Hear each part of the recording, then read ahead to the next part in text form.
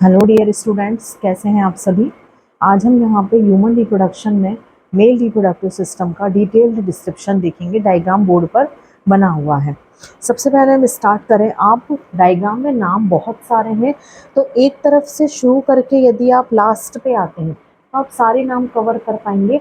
यदि आप बीच बीच से नाम लेंगे, जैसे सेमिनल वेसाइकल है, प्रोस्टेट ग्लैंड है, यूरिनरी ब्लैडर, तो आप नाम भूल जाएंगे। नाम को याद करने का तरीका है एक तरफ से शुरू करके साइकिल के फॉर्म में वहीं पर आ जाएं, तो आप सारे नाम को याद रख पाएंगे। देखो, जितने भी ऑर्गन होते हैं बॉडी में, जितने भी वाइटल ऑर्गन है, किडनी है, लंग है, ह्यूमन हार्ट है, ओवरी है, टेस्टिस है, मोस्ट प्रोबेबली ऑर्गन्स पेयर के फॉर्म में पाए जाते हैं, मतलब 2 नंबर के फॉर्म में पाए जाएंगे। टेस्टिस को हमने देखा था प्राइमरी ऑर्गन क्यों कहा, क्योंकि यहाँ पर स्पर्म का प्रोडक्शन होता है। टेस्टिस का जो स्ट्रक्चर होता है, इस स्ट्रक्चर को हम डिटेल्ड में नेक्स्ट वीडियो में कवर करेंगे कि टेस्टिस को का स्ट्रक्चर क्या होता है। यहाँ पर हम बात करें तो टेस्टिस जो रहते हैं एब्डोमिनल कैविटी में पाए जाते हैं। यदि हम बात करें एब्डोमिनल कैविटी में ऊपर की तरफ, वहाँ से टेस्टिस स्क्रोटम सैक में एक पाउच लाइक स्ट्रक्चर में ऊपर से नीचे की तरफ सिचुएटेड होते हैं। ये जिस कैनाल से आते हैं, उस कैनाल को, मतलब यहाँ से कैनाल के फॉर्म में, तो इस कैनाल को कहा जाता है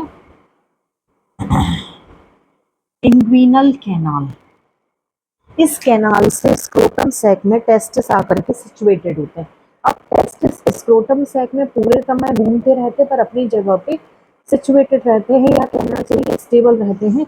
वो जिस चीज से या जिन लिगामेंट से स्टेबल होते हैं उन्हें कहा जाता है गुबर्नाकुलम। ये आप स्ट्रक्चर देख रहे हैं, ये गुबर्नाकुलम लिगामेंट्स है। हमने स्क्रोटम सैक देखा जहाँ पर टेस्टिस सिचुएटेड है, ये टेस्टिस हो गया, और लिगामेंट से ये चारों तरफ से कनेक्टेड है। अब इस टेस्टिस से एक डक्ट ऊपर की तरफ जाती है। जो हम यहाँ पढ़ रहे हैं वही स्ट्रक्चर यहाँ है। आप चाहे यहाँ पर स्टडी करो, चाहे यहाँ पर स्टडी करो, बात एक ही होगी। तो यहाँ से जो डक्ट ऊपर की तरफ जा रही है, जो स्पर्म को लेकर के जाएगी, याद रखिएगा ये जो यहाँ जा रही है, इस डक्ट को हमने नाम दिया है वासा डिफरेंशिया। हमने स्क्रोटम सैक देख लिया, गुबर्नाकुलम देख लिया, टेस्टिस देख लिया। अब ये जो डक्ट है, इसे स्पर्म डक्ट या वासा डिफरेंशिया कहा जाता है, जो स्पर्म को लेकर के जा रही है। अब यहाँ पे ये डार्क कलर में आपको ब्लैक कलर में दिखाई दे रहा है। एक बार में ह्यूमन में लगभग 2 से 3 करोड़ स्पर्म का फॉर्मेशन होता है। तो सारे के सारे स्पर्म ही डक्ट के थ्रू नहीं जा सकते हैं। तो जो स्पर्म स्टोर होते हैं टेस्टिस से निकलने के बाद में, वो एपिडिडाइमस में स्टोर होते हैं। तो ऐसे स्टोरेज हाउस ऑफ स्पर्म के नाम से भी जाना जाता है। अब इसके बाद में ये जो डक्ट है वो आगे जा करके इस स्ट्रक्चर से मिल रही है। ये जो स्ट्रक्चर एक बलून लाइक आपको दिखाई दे रहा है, इस स्ट्रक्चर को कहा जाता है सेमिनल वेसाइकल। बहुत ध्यान से समझिएगा, सेमिनल वेसाइकल एक ऐसा स्ट्रक्चर होता है जो अपना खुद का एक फ्लूइड प्रोड्यूस करता है। उस फ्लूइड को सेमिनल फ्लूइड के नाम से जाना जाता है। जब उसमें स्पर्म फ्यूज हो जाते हैं या स्पर्म मिल जाते हैं, तो सेमिनल फ्लूइड और स्पर्म दोनों को हम एक साथ में, दोनों की सेल्फ आइडेंटिटी नहीं बचती है, दोनों को एक साथ में हम सीमन बोलने लगते हैं।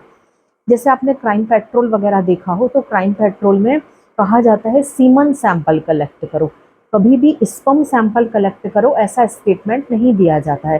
तो सीमन किसे कहते हैं? सेमिनल फ्लूइड और स्पर्म जब आपस में मिल जाएंगे उसे हम कहते हैं सीमन। तो ये सेमिनल वेसाइकल का फ्लूइड है जहाँ स्पर्म आए और मिल गए ये जो स्ट्रक्चर में, अब जो बाहर निकलेगा वो निकलेगा सीमन। ये स्ट्रक्चर गोलाकार जो आपको दिख रहा है सर्कल के शेप में, ये यूरिनरी ब्लैडर होता है। यहाँ से होकर के केवल वासा डिफरेंशिया सेमिनल वेसाइकल से जुड़ती है। अब ये जो डक्ट आपको दिख रही है, यहाँ से ये वासा डिफरेंशिया, यहाँ ये वासा डिफरेंशिया, ये जो डक्ट आपको दिख रही है जहाँ मैंने इस तरह की लाइन खींची हुई है, ये डक्ट कहलाती है इजैक्यूलेटरी डक्ट। इजैक्यूलेटरी डक्ट मतलब सीमन जो इजैक्यूलेशन की प्रोसेस में after the sexually intercourse semen जो बाहर निकलेगा वो इस इजैक्यूलेटरी डक्ट से होकर के ही बाहर निकलता है। ये इजैक्यूलेटरी डक्ट यहाँ से पेनिस से जुड़ी होती है। Penis is the copulatory organ of the human male with for the helping of sexually intercourse process. तो सेक्सुअली इंटरकोर्स की प्रोसेस में हेल्प करने वाला जो ऑर्गन होता है तो फीमेल की वेजाइना में इंसर्ट होकर के सीमन को डिस्चार्ज करता है। तो ये कहलाया कॉपुलेटरी ऑर्गन, इजैक्यूलेटरी डक्ट से जुड़ा हुआ है और ऊपर की तरफ ये यूरेथ्रा से भी जुड़ा हुआ है। अब एक बहुत इंटरेस्टिंग चीज आप समझिएगा, सेक्सुअली इंटरकोर्स की प्रोसेस में यूरेथ्रा में लेयर्स होती हैं जो उसे यूरेथ्रा से यूरिन के पासवे को रोक देती हैं, और जब नॉर्मल कंडीशन होती है सेक्सुअली इंटरकोर्स की प्रोसेस के अलावा तो वो मेम्ब्रेन जो होती हैं वो इजैक्यूलेटरी डक्ट पे होती हैं जो सीमन के इजैक्यूलेशन को या सीमन के पासवे को रोक देती हैं। जब यूरिन डिस्चार्ज की प्रोसेस होगी तो सीमन डिस्चार्ज नहीं होता है, जब सीमन डिस्चार्ज की प्रोसेस होती है तो यूरिन डिस्चार्ज नहीं होता है। कभी कभी एक्सेप्शनल केस में कोई इंजरी एक्सीडेंटल केस में ये मेम्ब्रेन्स लूज हो जाती हैं जिसके कारण से यूरिन के पासवे और इजैक्यूलेशन के प्रोसेस में कंट्रोल नहीं रह जाता है। तो ये जो पाथवे है पूरा लंबा वो यूरेथ्रा कहलाता है, जो यूरिनरी ब्लैडर में यूरिन का फॉर्मेशन होता है उसे डिस्चार्ज करने में हेल्प करता है। ये टिप ऑफ द पेनिस है जिसमें से दोनों ही चीजें सीमन और यूरिन का पासवे होता है। इस तरह से अब आप ये चाहे यहाँ पर पढ़ें चाहे यहाँ पर पढ़ें, मैंने दोनों ग्लैंड्स को यहाँ पे अभी स्किप कर दिया है, दोनों ग्लैंड्स हम नेक्स्ट वीडियो में देखेंगे।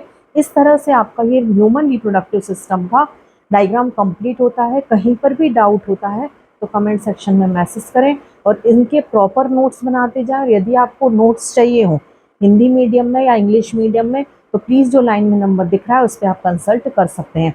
तो प्लीज़ वीडियो को शेयर करें, चैनल को सब्सक्राइब करें। Thank you.